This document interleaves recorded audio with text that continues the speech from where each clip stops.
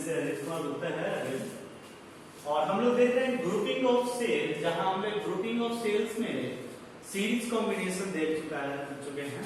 जे combination के equations उसका best combination को भी देख चुके हैं। आज हम लोग देखेंगे सेल्स इन पैरेलल। तो पैरेलल अगर सेल्स हो आपने पास अगर कॉम्बिनेशन ऐसा मिले आपको इलेक्ट्रिसिटी में कि सेल्स पैरेलल में कंबाइन हो तो उन्हें कैसे डिस्कस करेंगे, कैसे डील होंगे, क्या इक्विवेलेंट होगा वो देखो। सपोज हमारे पास कोई कंडीशन ऐसा है जहां पर हमने ईएमएफ वाले ई वाले इन सेल्स को पैरेलल में यूज, ठीक है ना। हम इन सेल्स ईएमएफ ई वाले को पैरेलल में यूज कर रहे हैं जहां पर हर किसी की रेजिस्टेंस, या फिर हम क्या करें कि पहले पैरेलल कॉम्बिनेशन को आपको इन जनरल बता देते हैं, उसके बाद एक सेम पैरेलल कॉम्बिनेशन। तो पहला कॉम्बिनेशन हमारा क्या होता है कि अपना साइड टू साइड, मतलब एक यहाँ पर बैटरी हुआ E1 का और उसकी इंटरनल रेजिस्टेंस R1, दूसरी बैटरी हो गई E2 R2, तीसरी कोई बैटरी से लिया E3 E4 R3 R4 और कहे सो ऑन, हमने एक EN सेल को ले लिया है जिसकी रेजिस्टेंस RN है और हमने इसे एक नेटवर्क से कनेक्ट कर दिया AB नेटवर्क, जहां पर ये सारे सेल्स को हम बोल रहे हैं कि पैरेलल्स में लगे। अब इन पैरेलल में लगे सेल्स की इक्विवेलेंट ईएमएफ जो है वो दी जाएगी। इक्विवेलेंट ईएमएफ आपके पास सेल हर जो नेटवर्क में जो एक दूसरे के पैरेलल लगे हैं वो डिफरेंट ईएमएफ के हैं, डिफरेंट इंटरनल रेजिस्टेंस के हैं, इसलिए इक्विवेलेंट ईएमएफ आप दे रहे हो E1 by R1 plus E2 by R2 plus E3 by R3 plus E4 by R4 so on EN by RN divided by 1 by R1 plus 1 by R2 plus 1 by R3 plus 1 by R4 so on 1 by RN। ध्यान रखें क्योंकि ये बहुत ज्यादा conceptually कैसे derive हुआ नहीं हुआ आप केवीएल बार यूज करके इस इक्वेशन को निकाल सकते हैं और फाइनली ईएमएफ आपको मिलेगा। ध्यान रहे कि यहाँ पर हमने जो रखा है कि सारे के सारे सेल का जो इक्विवेलेंट रेजिस्टेंस ईएमएफ है वो डिफरेंट।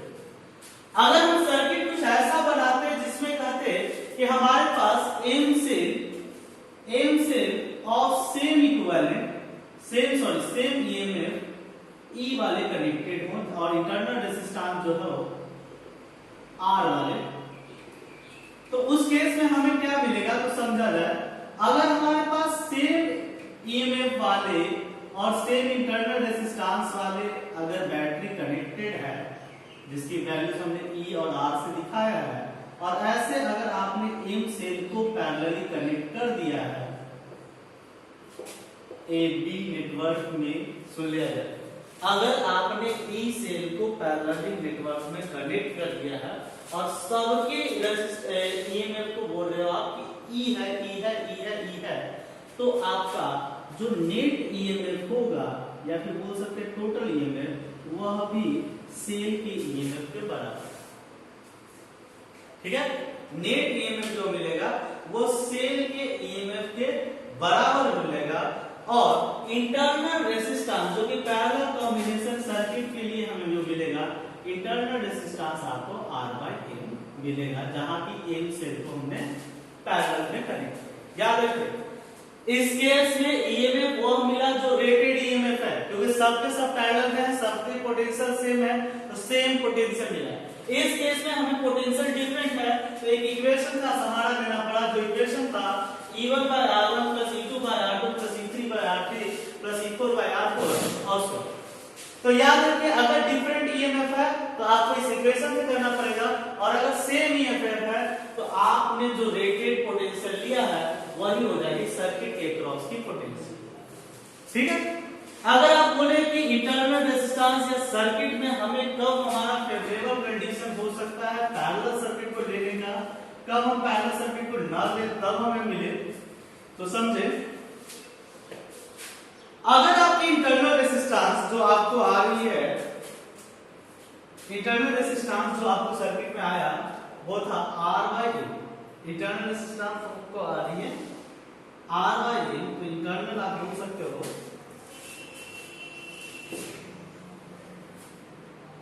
कि इंटरनल रेजिस्टेंस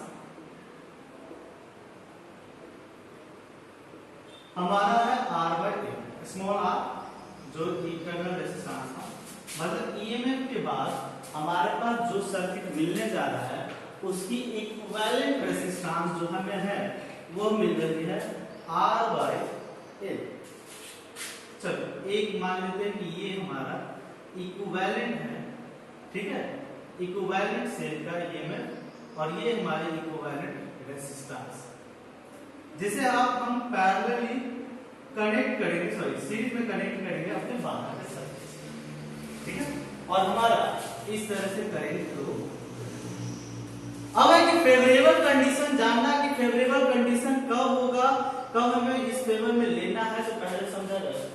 अगर हम करंट की वैल्यू निकालना चाहें तो करंट कितना जाएगा, तो ये ईएमएफ बाय टोटल रेजिस्टेंस, तो टोटल रेजिस्टेंस है अपना R जो external plus internal resistance R/A, ये टोटल करंट। अब है कि फेवरेबल कंडीशन के लिए, तो फेवरेबल कंडीशन ये है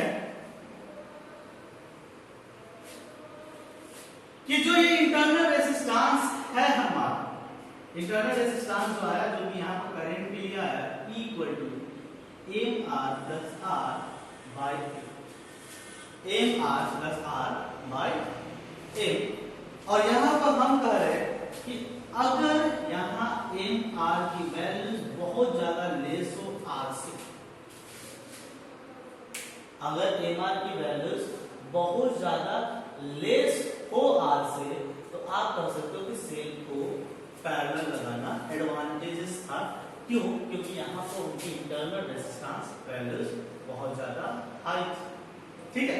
लेकिन अगर यहाँ पर एक्सटर्नल रेजिस्टेंस की वैल्यूज ही बहुत ज्यादा हाई हो जाए इंटरनल रेजिस्टेंस से, तो आप कहोगे कि जो करंट है वो करंट चलेगा E बाय एक्सटर्नल रेजिस्टेंस के साथ।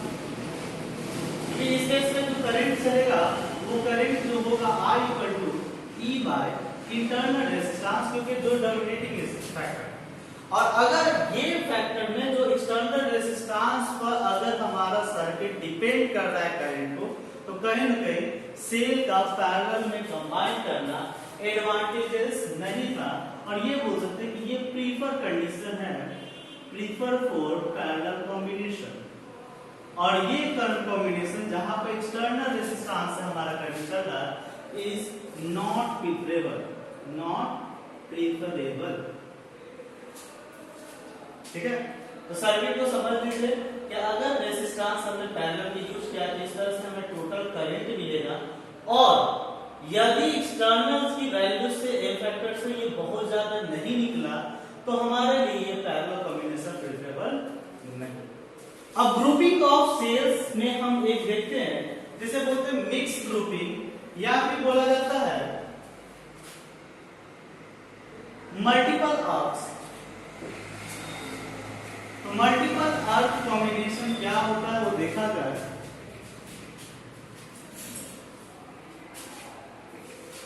मल्टीपल आर्क कॉम्बिनेशन को देखें,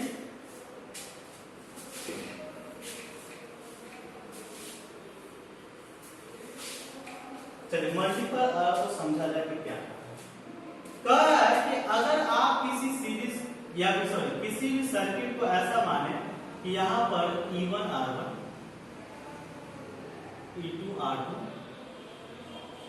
E3 R3 n सेल जुड़ी हुई, एक नेटवर्क में n सेल जुड़े हुए, और आप इसी तरह का नेटवर्क m टाइम्स नेटवर्क को बनाए, मतलब सिमिलर पैटर्न वाले नेटवर्क को आप m टाइम्स ऐसे चैनल को बनाए हो, और जिसे आपने सर्किट को अटैच करा। जिससे आपने क्या कर रखा है, सर्किट को अटैच कर रखा है। और आप सब चाहते हैं कि इसके रेजिस्टेंस के इक्विवेलेंट रेजिस्टेंस को मापें। अगर हम हर सेल की पोटेंशियल को डिफरेंट रख दें तो ये लगभग हमारे इस सिलेबस के टर्म्स के बाहर की चीजों की जिसे फाइंड किया। तो हमें जहां सिलेबस पर समझना है, तो मान लो कि ये सब आइडेंटिकल है, मतलब हमने आइडेंटिकल सेल यूज किया है। आइडेंटिकल सेल मतलब हमारे पास सबकी जो ईएमएफ है वो है ई और इंटरनल रेजिस्टेंस हमने यूज किया वो। अगर पूछा जाए कि इस पूरे नेटवर्क में हमने कितने सेल यूज किया, तो एक नेटवर्क लाइन में हमने n सेल यूज किया है और टोटल m नेटवर्क लाइन है, मतलब टोटल नंबर ऑफ सेल जो यूज किया हमने वो यूज किया n। एजम्पशन हमारे क्लियर हुई। m में क्या है, तो ये है क्या, number of cell in one division, ये हमारे पास है n। नंबर ऑफ डिवीजन जो है वो अपने पास है m और टोटल हमने सेल यूज किया है वो किया है m। अगर आपसे पूछता है कि अगर सब आइडेंटिकल है तो इसके क्रॉस का पोटेंशियल क्या होगा, तो अभी अभी हमने पैरेलल कॉम्बिनेशन पढ़ा था और पैरेलल कॉम्बिनेशन में अगर आइडेंटिकल नेटवर्क है तो एक नेटवर्क लाइन का जो पोटेंशियल मिलेगा वही पोटेंशियल थ्रू आउट है। मतलब हमें किसी एक लाइन के नेटवर्क को कैलकुलेट करना है, तो आप बताओ सीरीज कॉम्बिनेशन के लिए अगर ईएमएफ वाले n सेल हर नेटवर्क में है तो आपको इक्विवेलेंट पोटेंशियल जो मिलेगा वो मिल जाएगा NP। ठीक है, तो इक्विवेलेंट पोटेंशियल आपको मिल गया NP। और अगर बोलोगे कि इंटरनल रेजिस्टेंस कितना मिला, तो आप बताओ एक नेटवर्क में आपको R इक्विवेलेंट मिल रहा है एना और टोटल n पैरेलल है। इसका मतलब इंटरनल रेजिस्टेंस जो आपको टोटल मिलेगा वो है कि एना रेजिस्टेंस हर नेटवर्क में और नंबर ऑफ रो जितने हैं वो है m, मतलब इंटरनल रेजिस्टेंस आपको मिल रहा है एना बाय। और यदि सर्किट अगर फाइनली एक्सटर्नल रेजिस्टेंस से किसी से जुड़ा हुआ हो तो इस एक्सटर्नल रेजिस्टेंस के लिए टोटल रेजिस्टेंस हमें मिल जाता, टोटल रेजिस्टेंस जो मिलता वो मिलता internal resistance Nr by N plus R। और अगर आपको इस सर्किट में बोले कि करंट क्या होगी, तो करंट हो जाएगी EMF बाय रेजिस्टेंस, तो रेजिस्टेंस है Nr by N plus. Solution कर सकते हैं हम, इसके लिए कोई बड़ा चीज नहीं है। और अगर आपसे पूछता है कि यहाँ पर क्या होगा जब मैक्सिमम करंट मिले, क्योंकि ये कंडीशन है जो जेईई मेंस में तो एक बार पूछा है, तो फॉर मैक्सिमम करंट